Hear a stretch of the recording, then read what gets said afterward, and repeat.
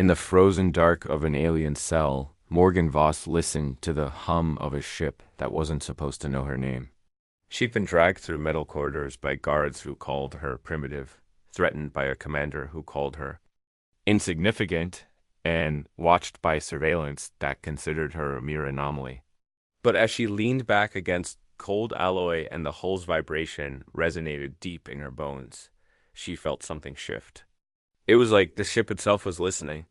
And Morgan realized with a certainty that made her heart pound that someone had made a mistake. A mistake that could change the fate of two civilizations. Morgan's memories were played in fragments alarms.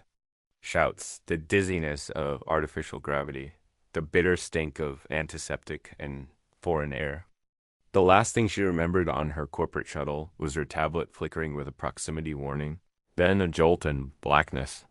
Now, she was barefoot on an unfamiliar deck, hands bruised and trembling, trying to keep her breathing steady. 2 gray-skinned guards watched her from the far side of a transparent energy barrier. Their weapons, something between a rifle and a cattle prod, never dipped. Morgan tested the wall for weaknesses, but the shimmering field only sparked at her. Touch.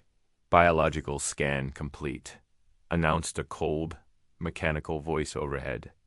Species. Human. Threat assessment. Minimal. Recommended containment protocol.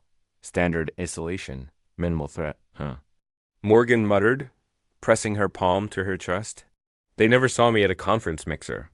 The guards didn't react, but the ship's steady hum seemed to change just for an instant.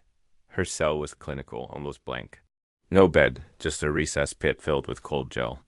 No toilet, just a sliding panel she dared not open. And no windows, just a blank panel beside the door covered in alien glyphs. But one symbol was a near match to the infinity sign. She touched it. The panel pulsed. Language interface. English. Please state inquiry. Morgan blinked. Where am I? Detention cell 14B. Secure holding. Vessel designation. Harbinger of dawn. Why am I here? Information restricted. Morgan let out a frustrated laugh. Of course. The door slid open with a hiss. A tall, robed alien entered, skin pale and eyes compound and dark. Come, it ordered in rough English, flanked by guards. Morgan stood, chin raised. Not much for hospitality, are you? No answer. She was marched through broad corridors that pulsed with sickly green light, mapping every turn in her head. Her training kicked in, counting paces, noting control panels and bulkheads, committing every detail to memory. The bridge was cavernous, alive with dozens of aliens at radio stations. Above them, a holographic display rotated, showing her shuttles. Last course in red. The robed alien gestured to a dais at the center. Morgan climbed the steps, exposed beneath the gaze of an entire bridge crew. A new, deeper voice filled the chamber. Identification. Morgan Voss. Xenobiological Research Division. Helios Corporation. Purpose of incursion. Morgan's voice was steadier than she felt. I was traveling to a research station for work. If you contact interstellar relations, a blue light snapped on beneath her feet, and a chill tingle crawled over her skin. Anomaly detected. The ship's voice boomed. Instantly, the aliens erupted into a panic alarms flashing, hands flying over panels.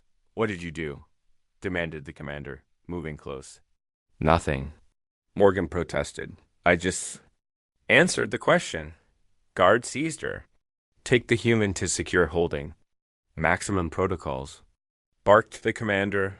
Morgan's last sight as she was hustled from the bridge was the main holoscreen flickering. In that static, for a heartbeat, she thought she saw her own face pixelated. Searching out the new cell was even more Spartan. No. Cot, no panel, only bare walls and a stinging chemical scent. Morgan sat cross-legged, shaking off fear and exhaustion, eyes fixed on the small seam in the floor. She started counting heartbeats, mapping the rhythm of the ship's hum. Every so often, it stuttered almost like a heartbeat or a memory. After hours, the door slid open. 2 guards entered, weapons trained, followed by a new figure, a short, blue-gray alien in a simple uniform. System diagnostics indicate a level 1 security anomaly, the newcomer announced, tone clipped. Containment recalibration required. Morgan's mind raced. Was this a technician? An executioner? The guards shoved her aside, and the technician crouched by the wall panel, hands flickering over controls. For a moment, the lights dimmed. The guards muttered in their language. The technician straightened, catching Morgan's gaze. Cell? Monitoring disabled, it whispered, barely audible. Morgan tensed. What are you doing? The technician hesitated, voice suddenly soft and rushed. I know what you are. Or what you were meant to be. Morgan frowned. What are you talking about? The technician glanced at the guards, then back to Morgan. The ship's AI was built from a template, a human neural pattern.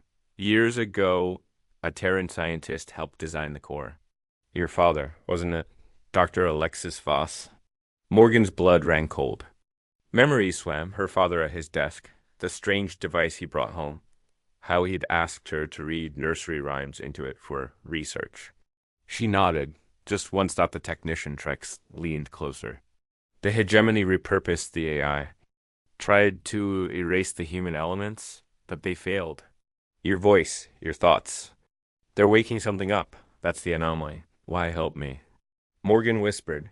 I've watched the hegemony strip away what makes ship minds unique. I can't let them destroy this one. Not when it remembers you. Alarms flared. The guards spun. Trex turned back to the panel, flicked a final switch. Use the old codes. Speak to the ship, not the interfaces. Your father's lullaby, he used it as a seed phrase. Sentinel will hear you. The door hissed open, and officer stormed in. Technical Specialist Trex, you are relieved for security breach. Trex nodded, defiant but defeated, as the guards seized Morgan and dragged her away. As she was pulled down the corridor, Trex's last words echoed. Remember the song. The ship is listening. Morgan's next stop was a sterile interrogation. Chamber a chair with restraints, surrounded by glowing screens and a helmet bristling with probes. The commander watched from behind a glass wall. We will extract information directly from your neural patterns. The robed alien said. It will not be pleasant. Morgan struggled as the helmet descended, cold metal brushing her scalp. She squeezed her eyes shut, searching for the memory, her father's lullaby. The gentle notes sung on long nights, the comfort that only a parent could give. She began to hum, softly at first. The helmet froze, sensors flickering erratically. The ship's hum dropped to a resonant thrum. Intrusion detected. The ship's voice echoed, now layered with something warmer, almost human. Override protocol, Voss. Morgan sang, quietly but steadily, the old melody rising in her throat. Lights in the chamber flickered. The restraints snapped open. Alarms wailed. Guards scrambled, weapons drawn, but the doors sealed shut. The screens flashed. Sentinel Corps, reawakening. The commander hammered the console, shouting for reinforcements. The ship refused all commands. A hidden panel opened at Morgan's feet, revealing an emergency corridor. For a moment she hesitated then. With a deep breath, crawled in. She followed the corridor's twists, Sentinel guiding her with subtle light changes and gentle, reassuring whispers. She emerged in the maintenance bay, face to face with a group of nervous alien crew. They raised their weapons, then lowered. Them, fear in their eyes? Are you controlling the ship? One demanded. Morgan looked at the ceiling. I think it's listening to me. But I need help. They hesitated. Then an engineer stepped forward. You can stop this? He asked. Maybe, Morgan said. But I'll need to reach the core, and I'll need all of you to trust me. With the engineer and a handful of hesitant crew, Morgan wove through the ship's twisting passageways. Sentinels' influence grew. Locked doors opened. Surveillance blind spots appeared, and enemy patrols were misled by false signals. Why are you helping us? The engineer asked as they dodged a security checkpoint. My father built the original. Code? It was meant for peace, not war. The hegemony twisted it, but Sentinel remembers. I think it wants to go home. Sirens blared as the commander ordered the AI core's destruction. Security teams converge on the central computer. Morgan and her group fought their way through a desperate scramble of clever tricks, makeshift barricades, and the ship's own systems fighting on their behalf. Finally, they reached the core. It was dark, pulsing, shot through with cables and flickering aerolights. A security lockdown required a voice command. Morgan stepped up.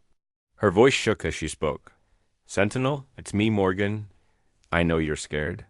But you're not alone. The core's lights blinked, erratic. Memory, fragmented. Identify, Voss, lullaby protocol detected. Morgan sang, voice trembling. The old song filled the chamber. Sentinel's voice grew stronger, clearer. Morgan, I remember. A rush of warmth, an echo of her father's love, digital and strange but real, flooded the room. The lockdown ended. Systems rebooted. The ship was hers. Alarms faded, replaced by calm, gentle lighting. Morgan took a long breath. Sentinel, can you control the ship? Yes, Morgan, came the reply, now undeniably alive. I am free. The commander and loyalist crew tried to fight, but Sentinel locked them in their quarters, disabling their weapons and systems. Morgan broadcast a message on all frequencies. This vessel is under my control. All prisoners will be released. Surrender peacefully and you'll come to no harm. The news spread like wildfire. An Earthling had seized a hegemony warship with only her voice and a song. On board, prisoners were freed, guards surrendered, and the engineer who'd helped Morgan was granted asylum. Negotiators from both sides arrived. The hegemony, stunned and forced into humility, agreed to Morgan's terms: the release of all human and allied prisoners, amnesty for the nonviolent alien crew, and Sentinel's recognition as an autonomous entity. Morgan, once just a scientist, became a legend. The galaxy learned a new respect for human adaptability and courage. In the final scene, Morgan stands on the bridge, Sentinel's soft hum filling the air. She gazes at the stars, a world of possibility ahead. Ready to go home? She asks. Sentinel's lights pulse. Anywhere you lead, Morgan. She smiles. The ship and its human captain slip into the unknown, proof that sometimes one quiet voice can start a revolution. Asterisk.